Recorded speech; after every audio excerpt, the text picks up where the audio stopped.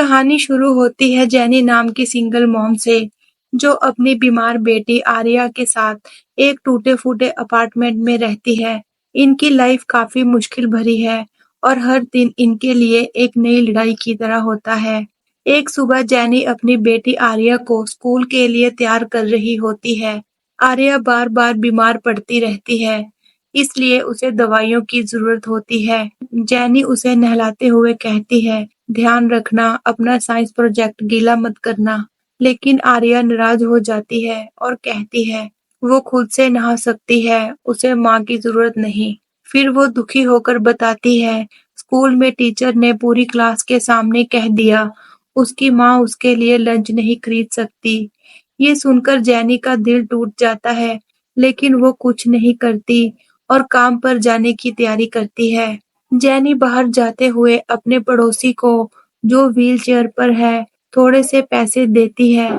तभी उसकी मकान मालकिन आ जाती है और गुस्से में कहती है, अगर सुबह 10 बजे तक किराया नहीं दिया, तो वो उन्हें घर से निकाल देगी। जेनी आर्या को स्कूल छोड़ने जाती है।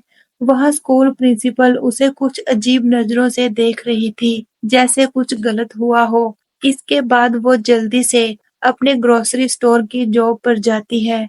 स्टोर में एक लेडी कस्टमर कार्ड से ऐसी चीज खरीदना चाहती है जो उस कार्ड से नहीं ली जा सकती। जब जेनी मना करती है, तब कस्टमर उसके ऊपर एक बॉटल फेंक देती है। सारी गलती कस्टमर की थी, लेकिन जेनी का बॉस उसे ही दोष देता है और कहता है, सारी गंदगी साफ करो। वहीं पीछे से आर्या के स्कूल से फोन आता है। कॉल पर बताया जाता है, उसे स्कूल आना होगा। जेनी जब अपने बॉस से छुट्टी मांगती है, तो वो कहता है कि 30 मिनट में वापस आ जाना, नहीं तो तुम्हारी नौकरी गई। वो उसे पैसे भी नहीं देता। जेनी जल्दी से बैंक जाती है ताकि आर्या के लंच के लिए पैसे निकाल सके, लेकिन बैंक की लाइन बहुत लंबी थी। फिर वो स्कूल पहुंचती है, जहां प्रिंसिपल और चाइल्ड प्रोटेक्टिव की एक टीम थी। वो बताते हैं आर्या को उनकी कस्टडी में लिया जा रहा है।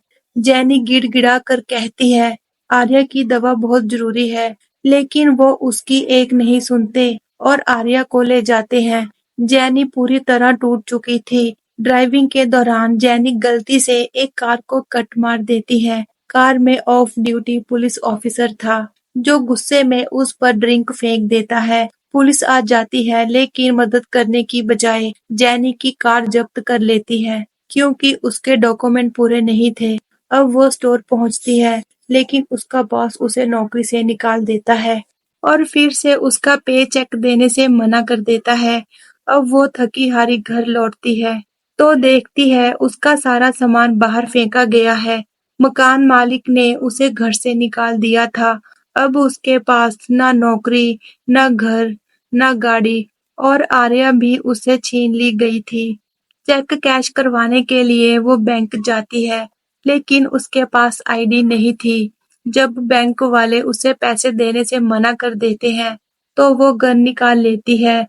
डर के मारे टेलर उसे पैसे दे देती है, लेकिन साइलेंट अलार्म बज जाता है। बैंक मैनेजर निकोल जेनी को पहचानती थी। वो उसे शांत करने की कोशिश करती है।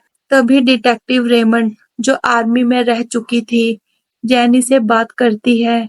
जेनी कहती है, वो तभी सरेंडर करेगी जब वो पुलिस ऑफिसर, जिसने उसे सड़क पर धमकाया था, उसे हटाया जाएगा। इसी बीच टेलर लाइव स्ट्रीम शुरू कर देती है। रेमंड उस पुलिस ऑफिसर को ढूंढकर उसे अरेस्ट करवाती है।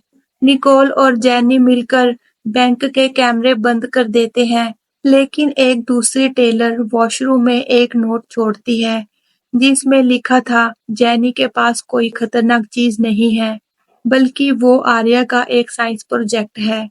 रेमंड द्वारा पुलिस वाले की फोटो भेजे जाने पर जेनी पहचान पक्की करती है और सभी लोगों को छोड़ देती है, लेकिन निकोल वहीं रुक जाती है।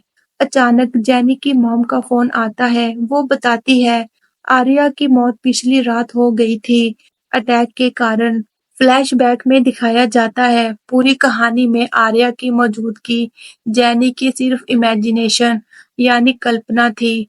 मतलब स्कूल ने कभी फोन नहीं किया था, ना ही कोई टीम आई थी। निकोल को पहले से पता था कि आर्या अब नहीं रही, इसलिए वो बैंक में रुकी हुई थी, ताकि जैनी से खुद को और दूसरों को बचाया जा सके।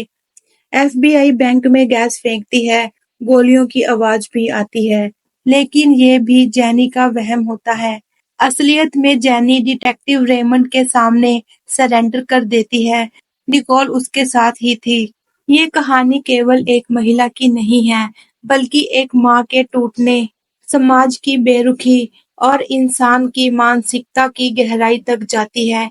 जैनी की हालत बताती है, जब सिस्टम एक माँ को बार-बार गिराता है, तो कभी-कभी वो किसी भी हद तक जा सकती है, सिर्फ इसलिए ही उसे अपनी बच्ची के लिए इंसाफ चाहिए। आपको ये वीडियो कैसी लगी हमें कमेंट करके बताएं। ऐसी ही और वीडियोस के लिए हमारे चैनल को सब्सक्राइब करें। मिलते हैं अगली वीडियो में।